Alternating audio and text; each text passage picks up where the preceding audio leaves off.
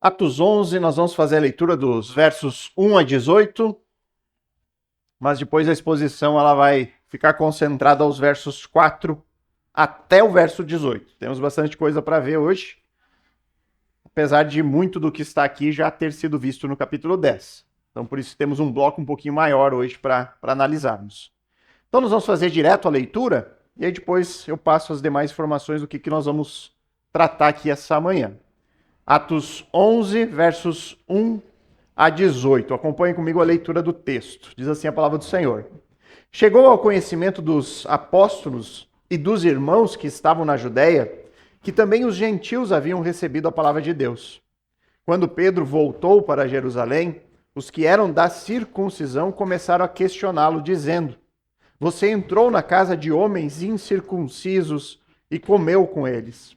Então Pedro passou a fazer-lhes uma exposição por ordem, dizendo: Eu estava na cidade de Jope orando, e num êxtase tive uma visão, em que observei descer um objeto como se fosse um grande lençol, baixado do céu pelas quatro pontas e vindo até perto de mim.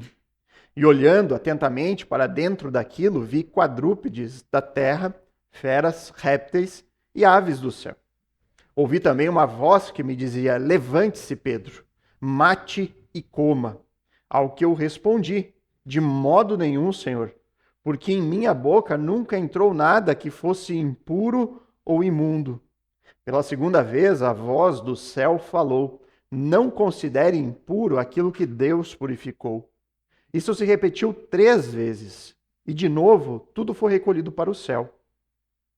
E eis que na mesma hora pararam diante da casa em que estávamos 3 homens enviados de Cesareia para se encontrar comigo. Então o Espírito me disse que eu fosse com eles, sem hesitar. Foram comigo também estes 6 irmãos, e entramos na casa daquele homem. E ele nos contou como tinha visto na casa dele um anjo em pé, que lhe disse: Envie alguém a Jope e mande chamar Simão, que também é chamado de Pedro, o qual lhe dirá palavras mediante as quais você e toda a sua casa serão salvos. Quando comecei a falar, o Espírito Santo caiu sobre eles, como também sobre nós no princípio. Então me lembrei da palavra do Senhor quando disse: João, na verdade, batizou com água, mas vocês serão batizados com o Espírito Santo. Pois se Deus deu a eles o mesmo dom que tinha dado a nós quando cremos no Senhor Jesus, quem era eu para que pudesse resistir a Deus? Quando os demais ouviram isso, acalmaram-se e glorificaram a Deus, dizendo: Então também os gentios Deus concedeu o arrependimento para a vida. Irmãos, na semana passada nós iniciamos aqui a análise deste capítulo 11 do livro de Atos, que vem logo depois daquele capítulo 10, que é considerado um dos capítulos mais importantes de Atos, e eu continuo falando isso e já passou o capítulo 10. Mas realmente isso é muito importante. O que aconteceu lá no capítulo 10 mudaria a história, o desenrolar, o progresso da igreja cristã. Então, o que nós vemos aqui hoje é uma explicação daquilo que havia já acontecido, e Pedro aqui está dizendo por que tudo aconteceu. Nós vimos já, iniciamos a análise na semana passada, vendo que o apóstolo Pedro, quando ele retorna de Cesareia para Jerusalém, ele foi recebido ali por toda a igreja. Os irmãos da Judéia estavam lá esperando Pedro, mas não com um comitê de boas-vindas, não com uma celebração em virtude da salvação de Cornélio e seus familiares, mas a igreja da Judéia estava esperando Pedro com um interrogatório. Pedro foi questionado. E aqui esse questionamento que nós vemos nos 3 primeiros versículos é em tom de crítica. Há aqui uma disputa com Pedro. Fica perceptível por causa disso que havia ali na igreja da Judéia um sentimento de medo. O medo por conta das mudanças que aqueles eventos levariam a acontecer na igreja. O que mudaria a igreja ao incluir os gentios como parte desta comunidade e deste grupo. Esse medo, queridos, certamente gerou questionamentos para uma igreja que até então era feita de judeus. Lembram É sempre necessário lembrar, de acordo com a tradição judaica, o judeu ele não poderia ter comunhão com alguém que fosse incircunciso. Ele não poderia ter comunhão com alguém que não fosse da nação de Israel ou que não houvesse se tornado um judeu. Ter comunhão, estar na casa de um gentil, era se tornar impuro para a fé judaica. Então há aqui uma grande dúvida acerca desses irmãos. Como que um gentil pode fazer parte agora da comunhão com a igreja? De que forma isso não vai nos tornar impuros diante daquilo que eles conheciam? Essa era a regra da tradição, da lei. Um judeu não pode ter comunhão com um gentil. Até então era isso que eles sabiam. Por isso o interrogatório, por isso o questionamento, por isso a disputa com Pedro em relação ao que havia acontecido. Então coube ao apóstolo Pedro lidar com isso, lidar com essas críticas, lidar com esses questionamentos e tomar ali uma decisão que fosse sábia pelo bem da igreja. Era uma situação aqui, irmãos, que se não fosse bem administrada e resolvida pelo apóstolo, teria um potencial enorme de causar uma divisão aqui. De separar em grupos, olha, aquele que concorda, aquele que não concorda. Então o progresso do evangelho dependeria das ações, das decisões que seriam tomadas. Do contrário, o evangelho poderia ser facilmente interrompida a sua progressão e o seu contínuo. Então, como o próprio título aqui da exposição já adianta um pouco, eu quero destacar alguns fatores que foram determinantes para que o evangelho ali prosperasse diante desse momento de disputa, de crítica. Mesmo em meio ao medo da mudança, as decisões tomadas foram sábias, tanto que nós estamos aqui hoje. O evangelho continuou ganhando almas, ganhando vida, continuou progredindo e ganhando o mundo. Então são 3 fatores que vão aparecer aqui no texto e que continuam sendo fatores determinantes para nós em nossos dias. Continua sendo fatores importantes para que o evangelho continue a progredir hoje, para que o evangelho continue a prosperar. São fatores que eu diria indispensáveis para a saúde da igreja. Para a saúde da igreja local e, consequentemente, para a saúde da igreja cristã. São eles: uma liderança sábia e amorosa, a submissão à vontade de Deus e a união da igreja. Então são os 3 fatores que eu vou destacar aqui com base no texto. O primeiro dos fatores que ajuda, que contribui, que é fundamental para que o evangelho prospere, é uma liderança sábia e amorosa. E aqui eu peço que você tente imaginar a situação do momento. Tente fazer um esforço, tente se colocar ali na disputa.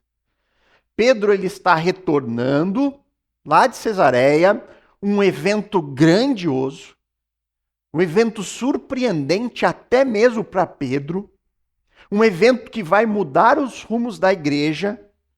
Grandes coisas aconteceram ali.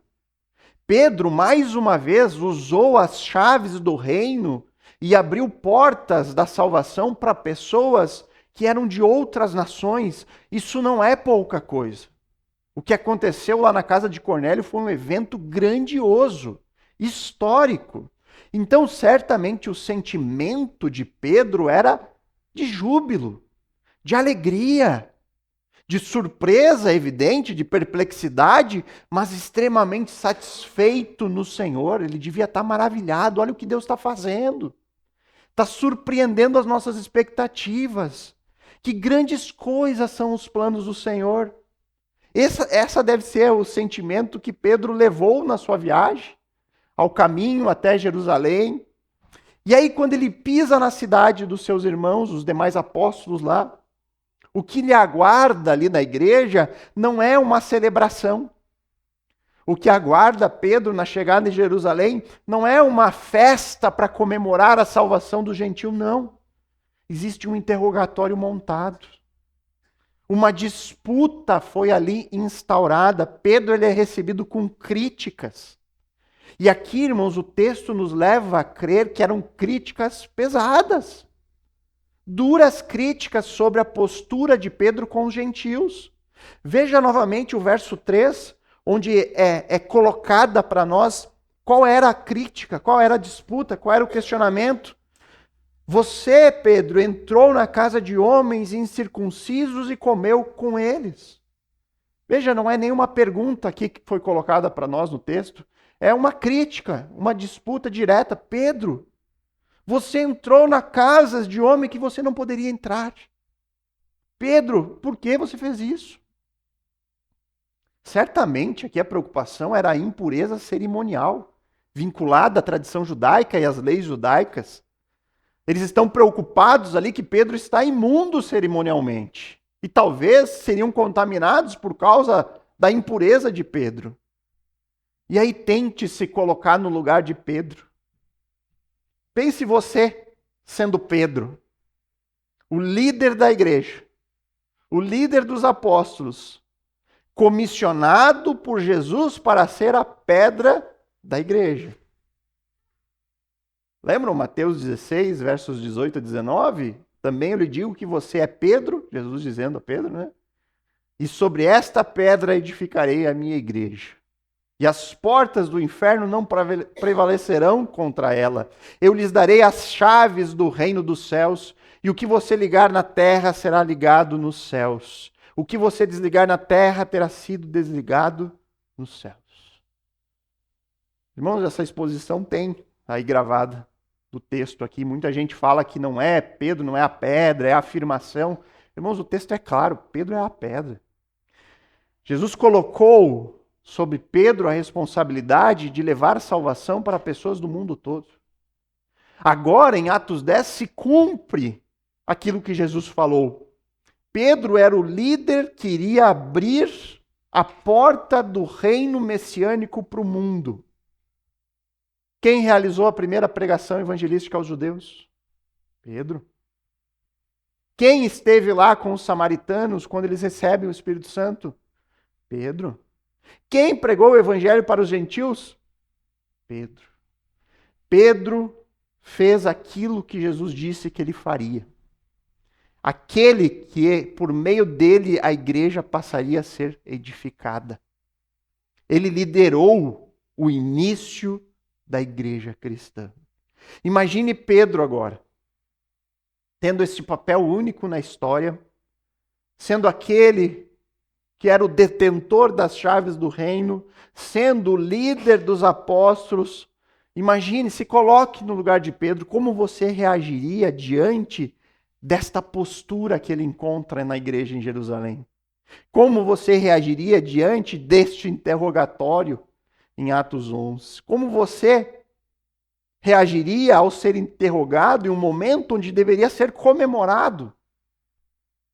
Eu não sei vocês, mas eu acho que eu pegaria a espada e saía cortando umas orelhas. Né? Pedro gostava disso, né? Sair lá dando, que história é essa? Vocês não estão entendendo o que está acontecendo? Mas Pedro, irmãos, ao contrário daquilo que eu faria, ele não repreendeu os irmãos na Judéia. Ele não envergonhou aqueles irmãos por causa da atitude deles. Ele nem lembrou a eles quem ele era. Ele nem disse, olha, lembra com quem vocês estão falando? Eu sou Pedro, o líder dessa igreja.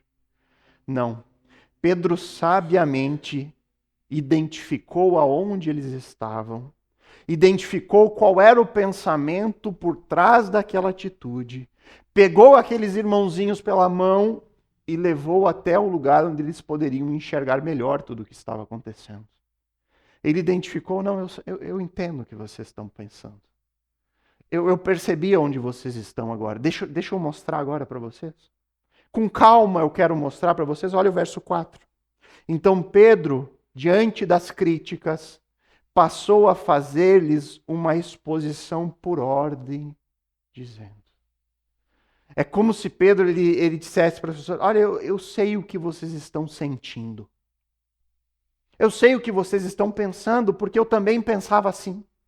Eu também pensava assim antes, eu também me sentia assim, lá no início dessa história.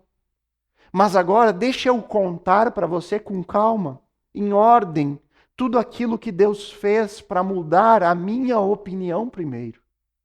Deixa eu contar para vocês como Deus cuidou de tudo. E Ele mudou o meu pensamento e Ele também fará com vocês isso.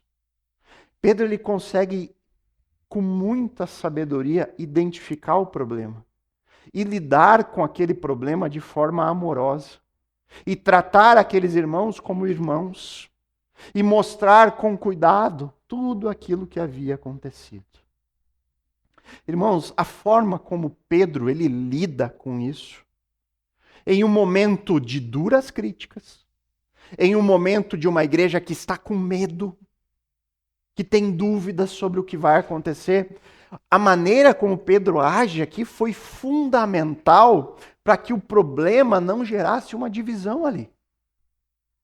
A maneira como Pedro agiu nesse texto apresenta para nós lições que são importantes. Lições sobre como nós devemos lidar com conflitos. Lições sobre como nós devemos lidar com críticas, com momentos de tensão em relacionamentos. Isso pode ser aplicado, irmãos, no contexto da convivência da igreja, mas também no contexto dos relacionamentos pessoais, particulares, familiares. Nós temos no exemplo da conduta de Pedro um modelo a seguir para nós, para a nossa vida como comunidade e para a nossa vida particular. E aqui eu quero destacar algumas coisas que nós podemos tirar de lição e que podem nos ajudar em momentos onde nós somos criticados, em momentos onde nós estamos em tensão nos relacionamentos, em momentos onde há medo, há dúvida, há questionamento.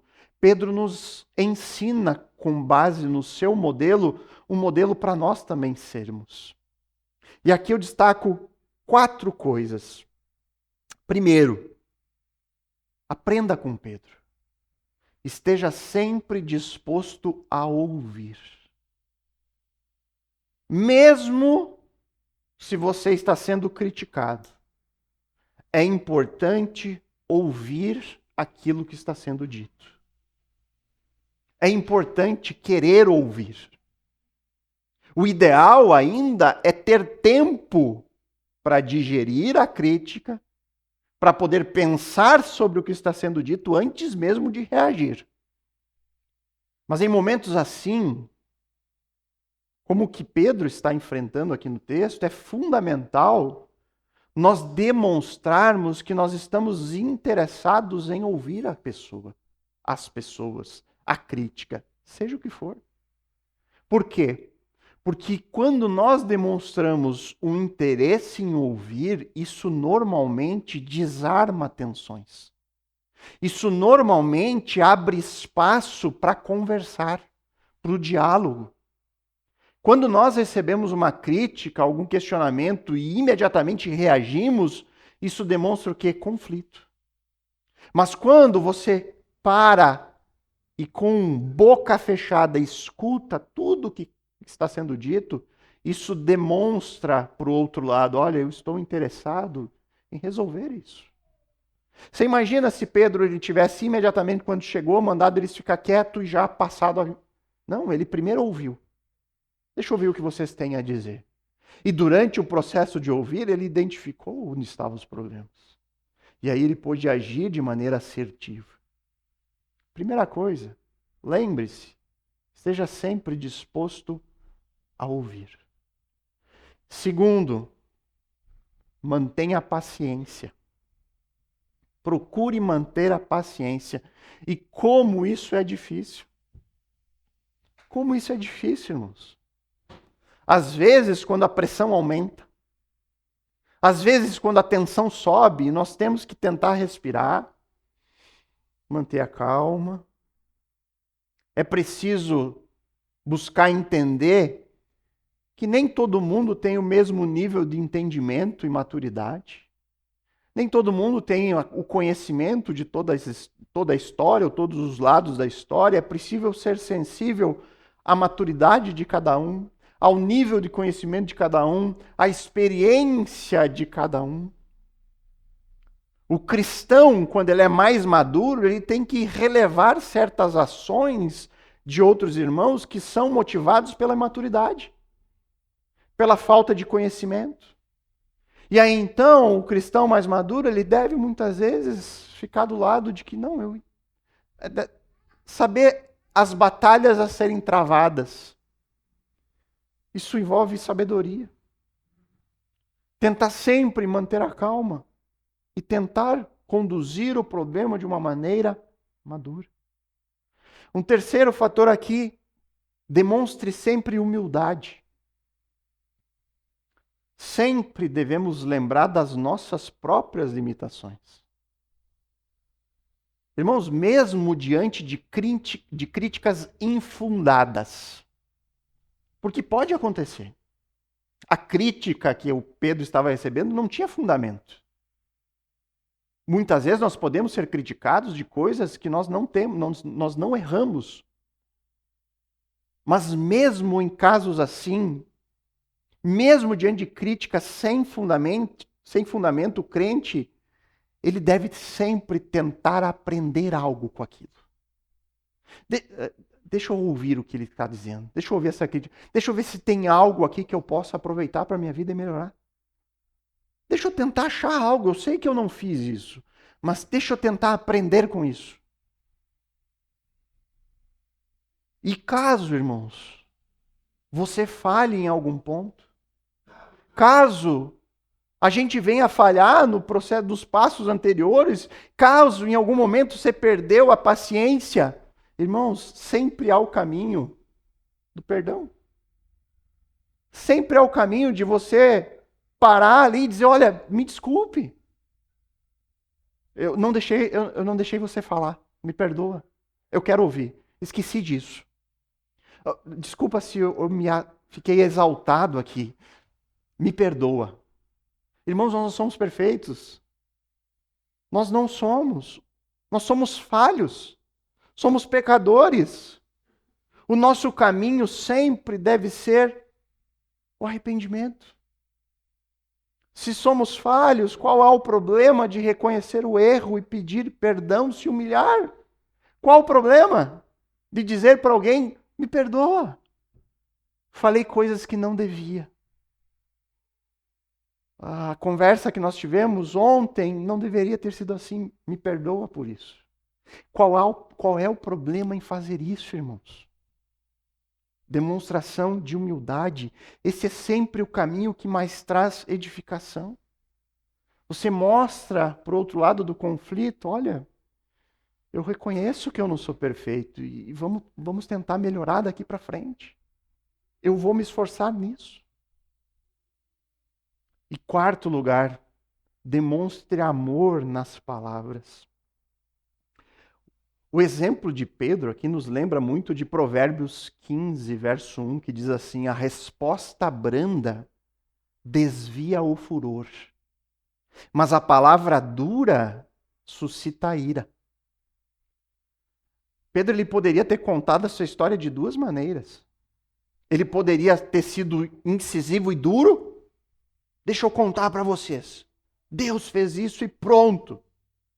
Ou ele poderia dizer a mesma coisa da forma como ele falou. Deixa eu explicar para vocês tudo o que aconteceu. Com amor na palavra.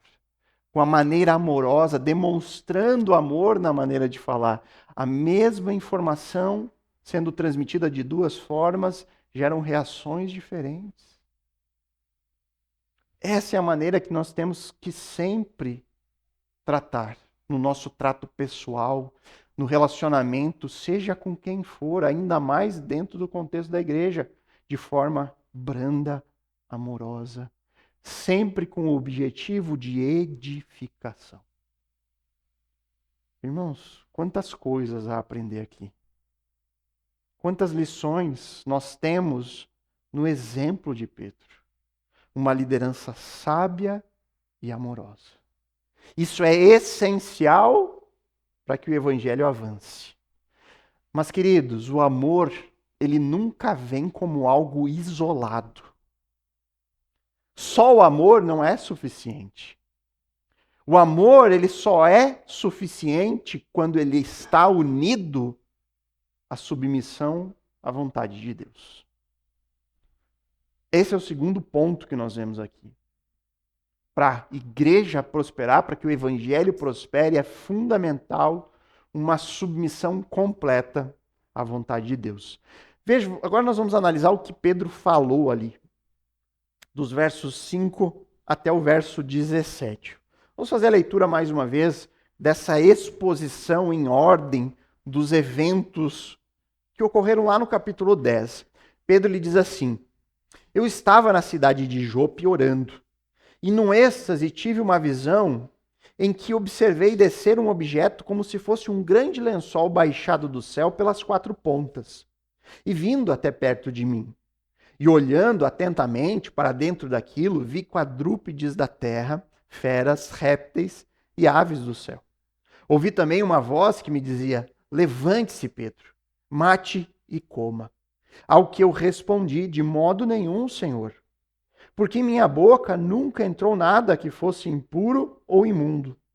Pela segunda vez, a voz do céu falou: não considere impuro aquilo que Deus purificou. Isso se repetiu 3 vezes, e de novo tudo foi recolhido para o céu. E eis que na mesma hora pararam diante da casa em que estávamos 3 homens enviados de Cesareia para se encontrar comigo. Então o Espírito me disse que eu fosse com eles sem hesitar. Foram comigo também estes 6 irmãos. E entramos na casa daquele homem. E ele nos contou como tinha visto na casa dele um anjo em pé, que lhe disse: envie alguém a Jope e mande chamar Simão, que também é chamado de Pedro, o qual lhe dirá palavras mediante as quais você e toda a sua casa serão salvos. Quando comecei a falar, o Espírito Santo caiu sobre eles, como também sobre nós no princípio. Então me lembrei da palavra do Senhor quando disse: João, na verdade, batizou com água, mas vocês serão batizados com o Espírito Santo.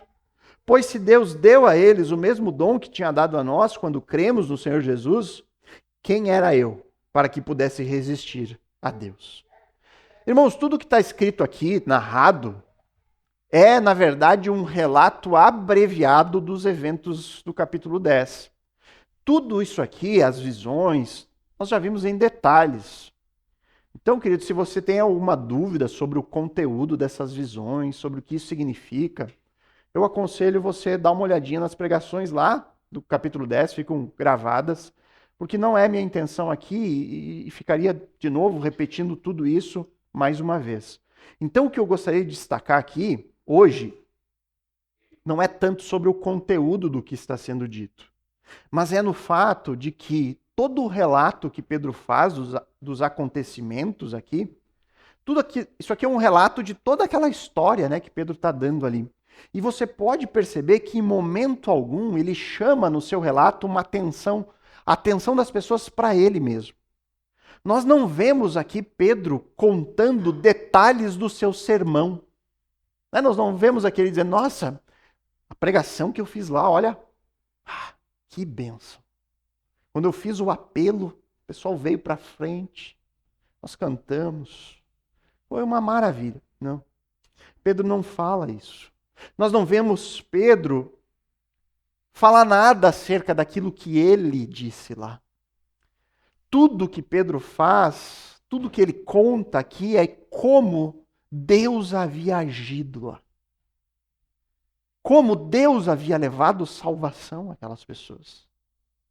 Pedro faz questão de destacar a mão do Senhor.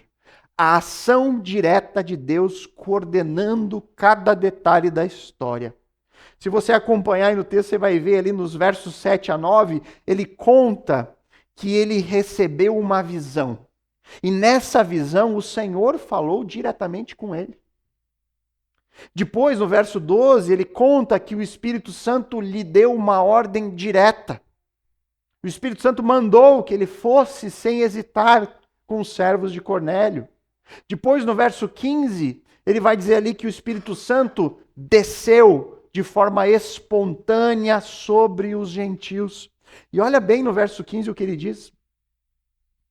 que quando comecei a falar, o Espírito Santo caiu sobre ele. Irmãos, ele está dizendo assim, olha, porque no texto a gente vê que ele pregou lá um bom tempo, e aí antes de terminar a pregação, o Espírito Santo desce. Aqui ele disse, olha, eu comecei a falar, eu estava no início.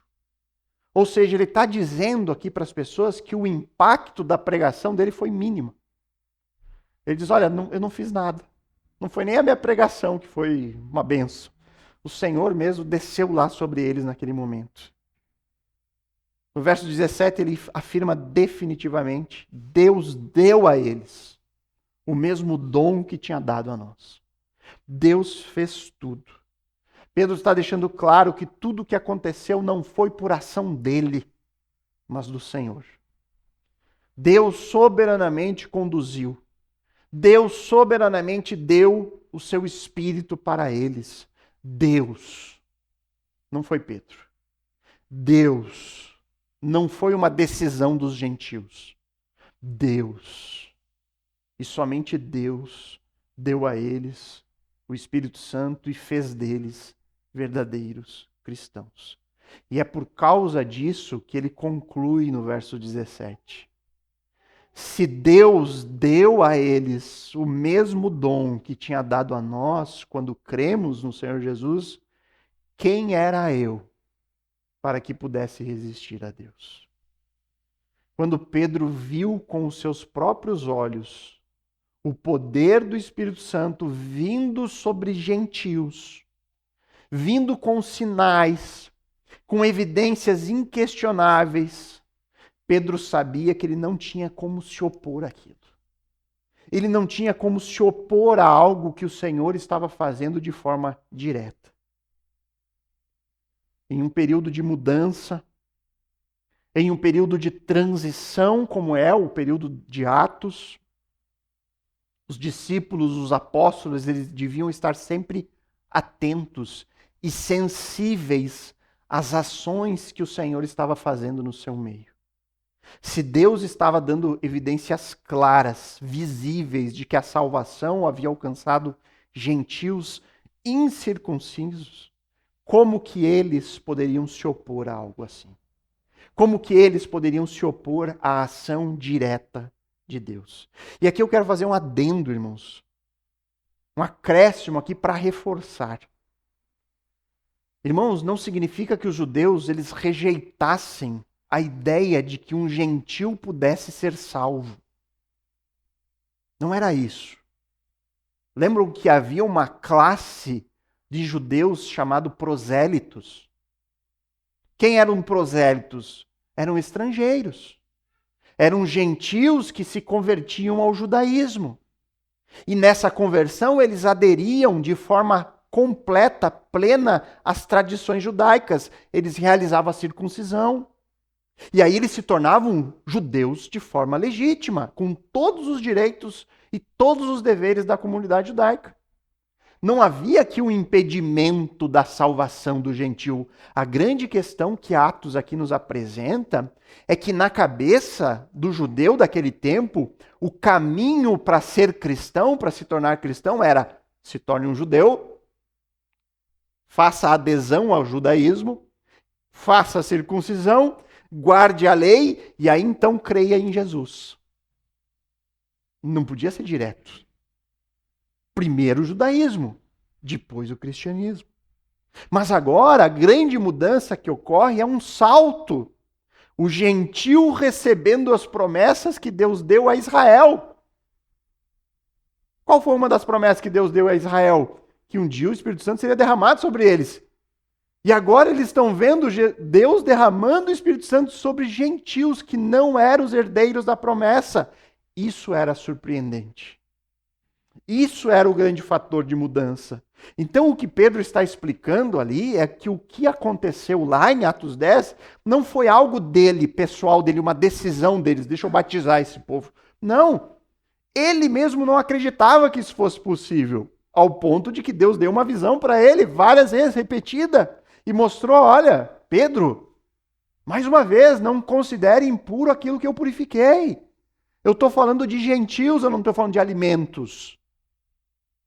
Para Pedro foi difícil. Imagine para esses irmãos. Então Pedro está explicando ali, olha o que Deus fez. Deus derrubou esse muro. Deus derrubou esse muro, não fui eu. Deus inseriu estrangeiros como membros da igreja. Deus deu o Espírito Santo para eles. E Deus fez isso sem exigir circuncisão. Deus fez isso sem exigir algum tipo de adesão formal à fé judaica. Pedro só está dizendo aqui que concordou com isso porque isso veio de Deus e não dele. Irmãos, assim deve ser a nossa submissão a Deus. Foi difícil para Pedro, mas ele viu que aquela era a vontade de Deus. A igreja cristã vai ter desafios enormes agora, mas ela está submissa à vontade de Deus, por mais difícil que aquilo seja. A grande diferença para nós hoje, irmãos, a grande diferença de nós para aqueles irmãos de Atos 11 é a forma como Deus revela a sua vontade. Nós jamais podemos ignorar o fato de que aqui, no contexto de Atos, o Novo Testamento não estava escrito. Não se sabia ainda quais eram os rumos que Deus daria para a igreja. O Novo Testamento estava sendo produzido por Deus. Então, nesse momento aqui, os irmãos em Atos 11, eles tinham que estar sensíveis às direções que o Senhor estava dando. E normalmente essas novas direções, elas eram acompanhadas de milagres e da supervisão apostólica. Você tinha ali sinais visíveis de algo que vinha de Deus, debaixo da liderança dos apóstolos.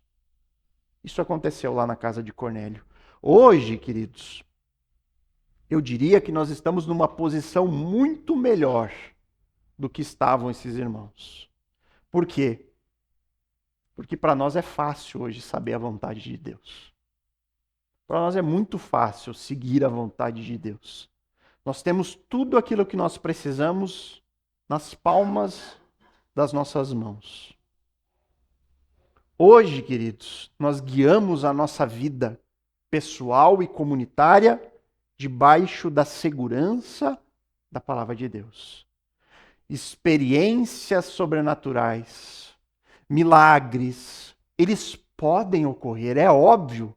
Não há limites ao Senhor. Mas tudo aquilo que nós vemos de sobrenatural, sejam nossas experiências, seja algo visível, nós temos que comparar e validar nas Escrituras. Essa é a única forma segura de nós caminharmos na vontade do Senhor. Então, para que o Evangelho prospere, é fundamental estarmos submissos à vontade de Deus. Que hoje ela é encontrada de forma suficiente nas Escrituras. E aí, por fim, queridos, para que o Evangelho prospere, também é fundamental a unidade da igreja. E isso encerra no verso 18.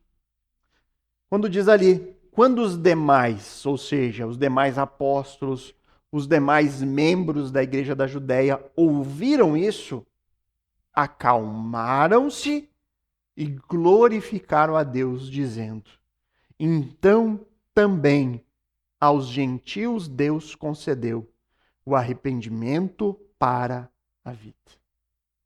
Então, quando aqueles que estavam ali criticando a Pedro, quando essas pessoas lá dos 3 primeiros versículos ouviram com atenção, ouviram ali toda a exposição dos fatos de maneira ordenada por meio de Pedro, eles ficaram sem argumentos. Eles não conseguiram progredir com as suas críticas. Não havia sido Pedro quem entrou na casa de um incircunciso. Não havia sido Pedro que foi lá e que simplesmente comeu com eles. Não, foi Deus quem mandou Pedro fazer isso. Esse é o ponto. Pedro, como você foi lá e comeu? Não fui eu. Foi o Senhor que me enviou lá. E aí então, não somente Pedro se hospedou e comeu, mas Pedro os conduziu pelo evangelho da salvação. Se Deus fez tudo aquilo, o que mais eles poderiam dizer? Nós vemos que o silêncio desses críticos, ele só foi rompido por meio de um louvor, uma expressão de gratidão a Deus. Irmãos, essa frase que é dita, glorificaram a Deus dizendo, isso aqui, irmãos, não é dito de qualquer jeito. Não é simplesmente uma frase de contestação de um fato. Isso aqui é uma celebração. O que eles estão falando aqui é com alegria, com júbilo, glorificando a Deus por aquilo que havia acontecido. Eles estão ali alegres, dizendo, admirados, surpresos, perplexos, mas gratos a Deus. E aí eles dizem, então também aos gentios Deus salvou. Que maravilha.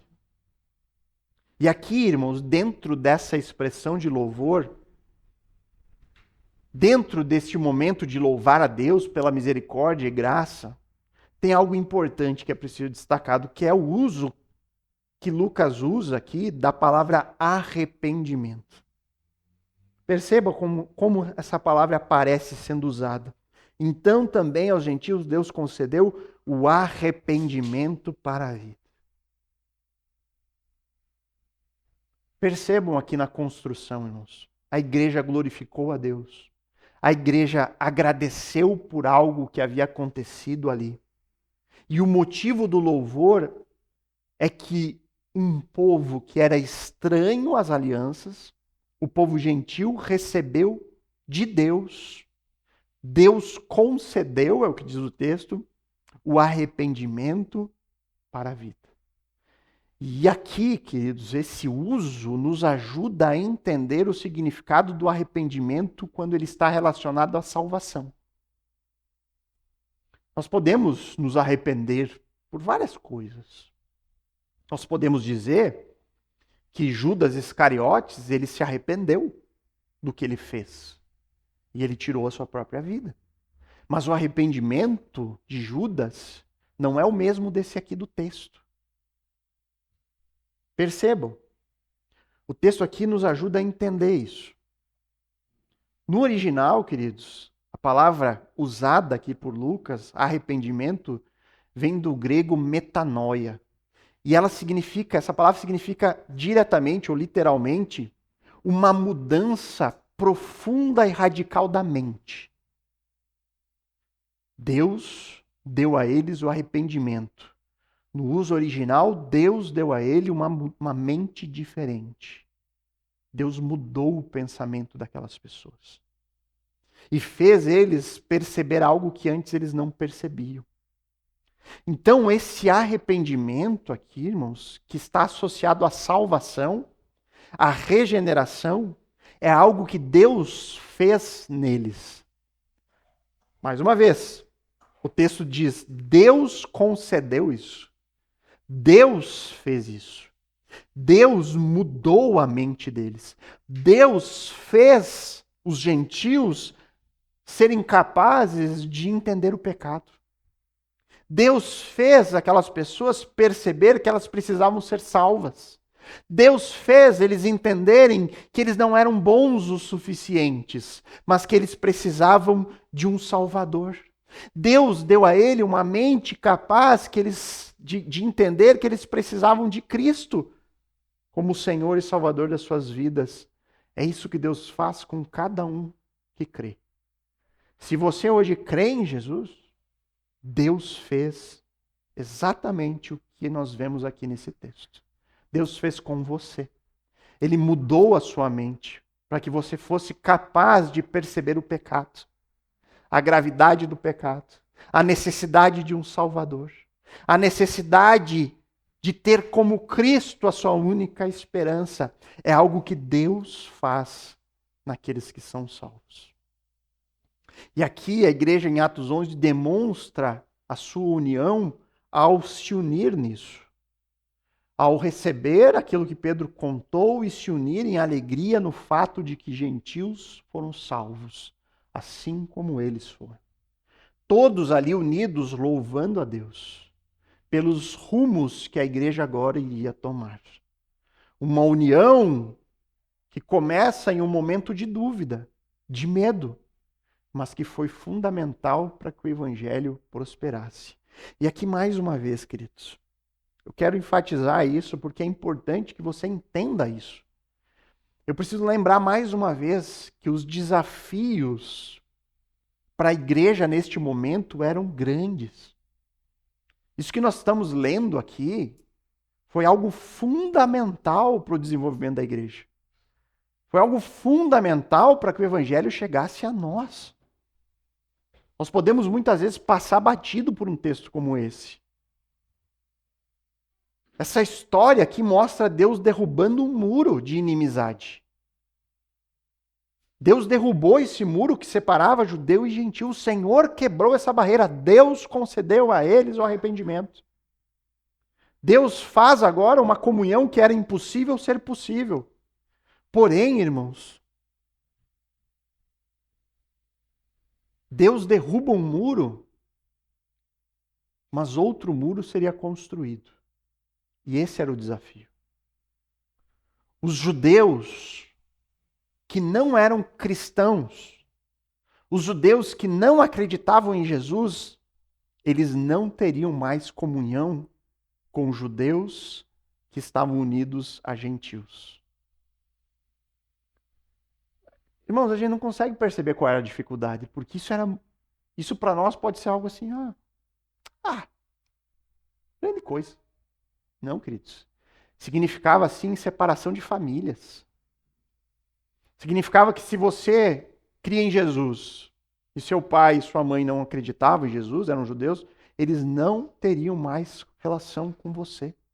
Nenhum tipo, eles não teriam mais contato com você. Porque isso era proibido dentro do judaísmo. E aqui eu quero lembrar a vocês como que os judeus, nesse momento, cristãos, se relacionavam com os judeus descrentes. Volte aí em Atos 5. Atos 5, verso 12 e 13.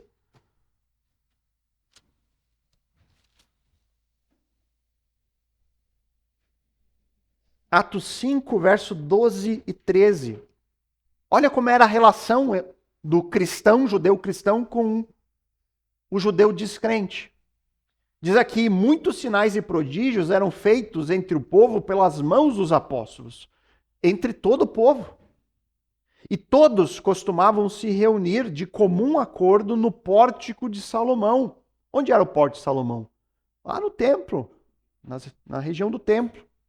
Mas do restante de quem? Dos outros judeus. Ninguém ousava juntar-se a eles. Porém, o povo, que povo? Judeu. Tinha grande admiração por eles. Eles se davam bem.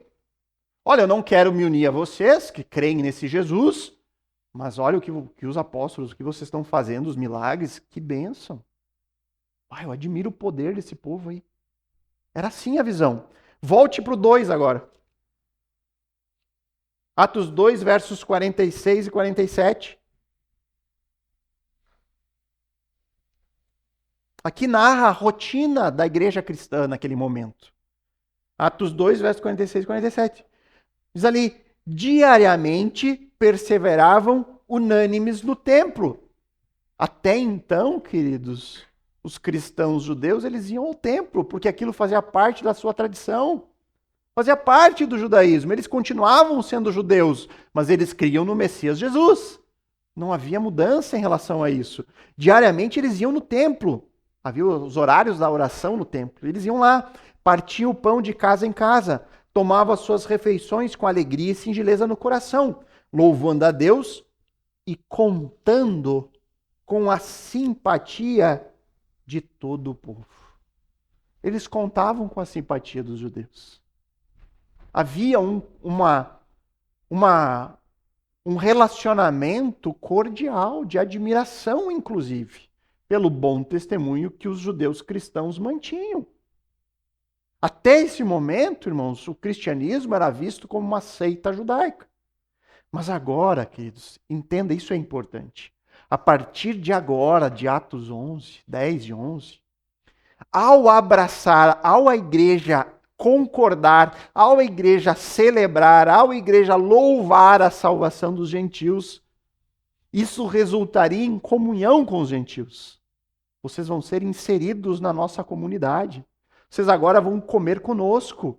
Vamos cultuar juntos, vamos cantar louvores juntos.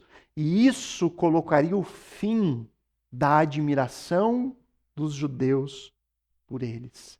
Isso colocaria o fim na boa vontade que eles desfrutavam dos outros judeus. O seu acesso ao templo não vai mais ser permitido. Eles vão passar a ser vistos como impuros, como contaminados com a impureza dos gentios, porque agora os gentios fazem parte do seu grupo religioso. Queridos, isso aqui não era um desafio simples. Isso aqui era um desafio gigantesco. Eles vão ter que enfrentar isso. Eles perderiam algo muito querido para eles. Irmãos, pensa, você passou a vida toda frequentando aquele templo. A sua vida toda como judeu, você ia lá, fazia suas orações. A vida inteira você teve aquela rotina. E aí em um evento, em um momento, isso acaba. Você não vai mais poder ir lá, você não vai mais ser bem visto pelos seus amigos judeus. Toda aquela tradição tem que ser deixada para trás. Isso aqui, irmãos, não foi algo simples ou indolor. Não, foi sofrido. Foi doloroso. Mas a igreja ali decidiu enfrentar isso. Ela se uniu ali naquele momento. Ela foi unida, obviamente, pelo poder do Espírito que capacitou cada um deles. Foram unidas ali no arrependimento para a vida. Nessa mudança da mente que o Senhor faz, eles puderam entender aquilo que era inegociável daquilo que é negociável. Eles se uniram em comunhão debaixo da vontade soberana de Deus. Por mais querido que aquilo seja para nós, nada é mais importante do que seguir os caminhos de Deus. E aí, por mais doloroso que fosse, eles se uniram. Vai ser difícil? Vai. Mas nós estamos juntos. Vai ser difícil? Certamente. Vai doer? Vai. Mas nós sabemos o que Deus quer de nós. Nós entendemos a sua vontade. Nós temos convicção de que essa é a vontade de Deus para nós. Então vamos nos unir. Vamos nos unir e vamos suportar juntos esse momento difícil. É por isso que a união da igreja em comunhão é uma ferramenta poderosíssima que o Senhor nos dá. Irmãos, é muito importante termos pessoas ao nosso lado para caminhar conosco, para nos ajudar em tempos de dificuldade, de perseguição, de dor. Jamais despreze isso. Jamais despreze aquilo que Deus deu a você. Uma comunidade. Deus deu a você pessoas para crescer junto a você. Para juntos vocês alcançarem maturidade, todos nós alcançarmos maturidade, unidade e cada vez mais comunhão. Então esses eventos aqui de Atos 10 e 11, eles resultaram num grande desafio. Um grande sofrimento viria para aqueles judeus que creram em Jesus.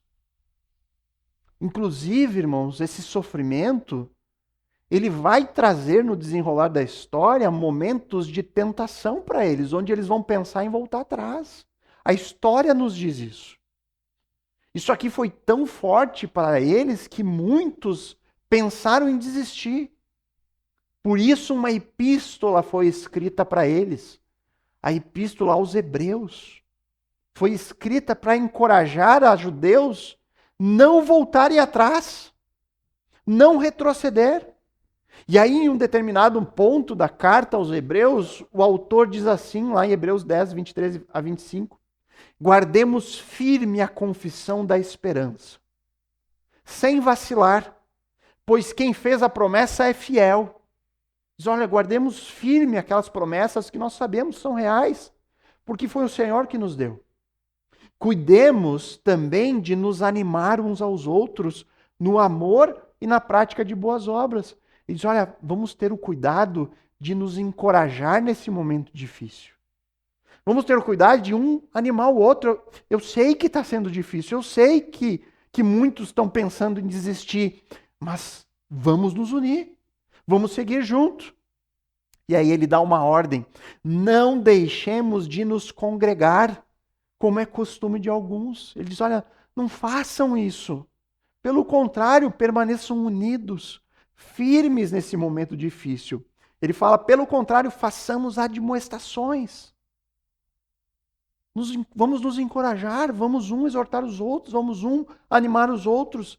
Vamos assim adiante. Ainda mais agora que vocês veem que o dia se aproxima. Ainda mais agora, nesses momentos tão difíceis que nós estamos enfrentando. Então o que nós temos aqui é uma exortação à união da igreja. Algo fundamental para que o evangelho prospere. Nós devemos sempre, como cristãos, nos manter unidos. Não a todo custo. Não é uma união a todo custo, não é uma união apesar da verdade. Não é a união mesmo que a gente fale coisas que aqui não estão sendo ditas. Em alguns momentos que tem que se afastar.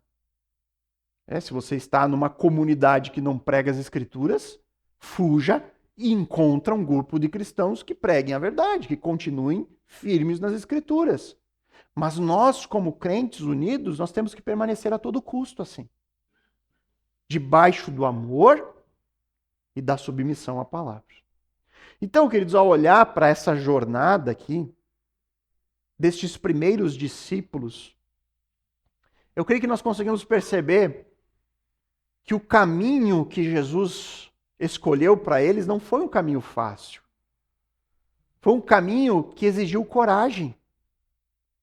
Eles precisaram romper com alguns muros da tradição, precisaram construir pontes para se conectar com pessoas que eles nunca imaginaram ter comunhão. E tudo isso foi muito difícil para eles, mas eles escolheram perseverar, unidos, enfrentar essas perdas, os desafios, mas sempre sustentados na esperança do reino vindouro, das promessas de Jesus. Eles seguiram firmes em amor, em submissão à vontade de Deus. E eu diria que assim como eles, irmãos, nós também somos chamados a isso. Talvez, eu digo que os nossos desafios nunca serão nem próximos desse aqui. O que esses primeiros crentes enfrentaram, nós não enfrentamos nem uma terça parte disso. São coisas muito mais simples. Mas nós somos ainda assim chamados a crescer em maturidade, a crescer em união, a crescer em comunhão. Nós vamos, dentro das nossas vidas, enfrentar momentos de mudança. Momentos que podem ser para nós desafiadores, que podem nos levar a temer e até duvidar do cuidado e amor de Deus. Duvidar da nossa própria fé. Em algum momento, talvez você leve, pô, Senhor, será que o Senhor me ama mesmo? Porque eu não consigo enxergar a sua mão bondosa na minha vida. Mas, irmãos, nesses momentos, nós precisamos nos unir para que algum irmão possa chegar a você e diga, querido, deixa eu te lembrar de algumas verdades. Deus diz que todas as suas vontades para nós são boas, perfeitas e agradáveis. Se você está hoje enfrentando dificuldades, essas dificuldades têm um bom propósito. Talvez você não entenda, mas um dia você vai entender. Porque você é filho. Deixa eu lembrar o que Deus fala sobre o cuidado dele com seus filhos. Por que andeis ansiosos com coisa alguma? Se o Senhor está lá, é dono de tudo, Ele não há de prover o mínimo que você precisa, Ele vai providenciar. É por isso que é importante a comunhão, a comunidade, estar exposto a essas verdades que vão, naquele momento onde parece que tudo vai cair, colocar uma coluna sustentando. Ninguém falou que ia ser fácil. O Senhor não disse que nós não passaríamos por aflições, Ele disse que estaria conosco.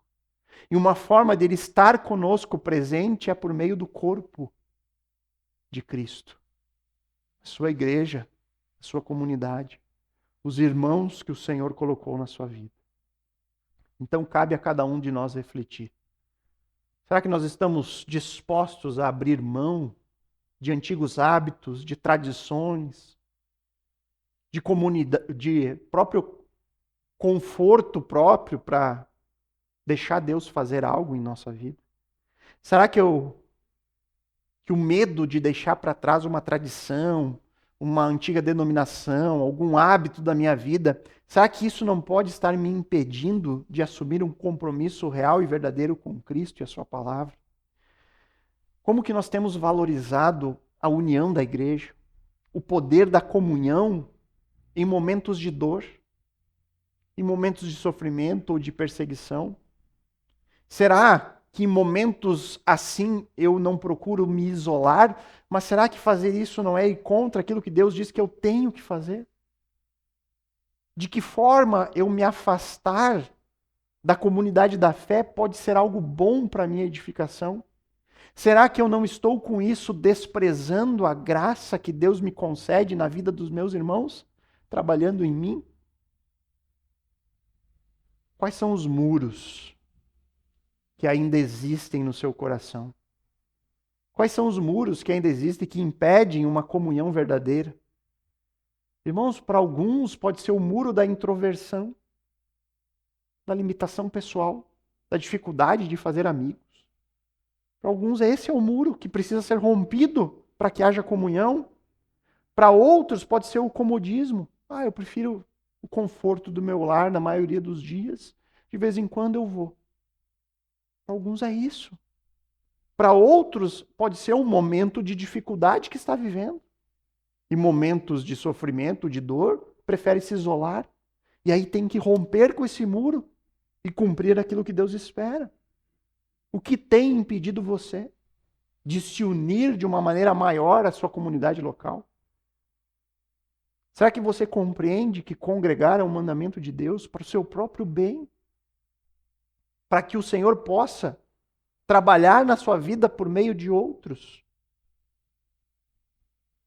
De que forma eu posso ser um instrumento para a unidade, para o encorajamento daqueles que estão ao meu redor?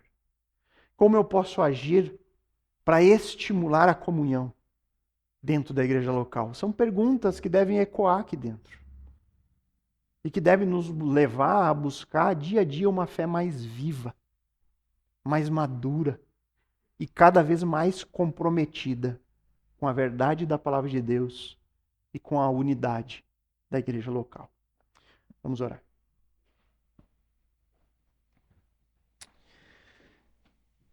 Pai bondoso, amado Senhor, mais uma vez o louvor é todo a Ti. Mais uma vez nós celebramos a Tua graça e a Tua misericórdia que nos alcançou. Obrigado pela Tua palavra que sempre tem algo a nos ensinar, sempre tem algo a nos corrigir, a apontar o caminho e a nos dar esperança também, Senhor. Nós vemos no exemplo destes nossos irmãos do passado que enfrentaram tão grandes desafios, mas que se mantiveram firmes, unidos em um mesmo espírito, com o mesmo objetivo, louvando a Deus pela misericórdia e graça que estava alcançando um povo que aos olhos deles seria impossível de ser alcançados. Pai, que o Senhor também nos dê essa mesma disposição de perseverarmos firmes, de maneira amorosa, lidando uns com os outros, sempre submissos à Tua palavra, submissos àquela que é a autoridade máxima em nossas vidas, a Tua revelação que veio a nós nas páginas das Escrituras. E também, Deus, que a gente jamais despreze a comunhão do corpo, o estarmos juntos, unidos, encorajando uns aos outros, animando uns aos outros, chorando uns com os outros quando necessário. Mas que o Senhor nos ajude a fazermos a nossa parte nisso, a sermos aqueles que estão derrubando os muros da inimizade, da falta de comunhão, que sejamos aqueles que promovem essas coisas, que promovem a amizade, o amor mútuo, a exortação, a admoestação, o consolo. Que sejamos aqueles que operam para o bem e para o progresso do Evangelho. É o nosso desejo de oração em nome de Cristo. Amém.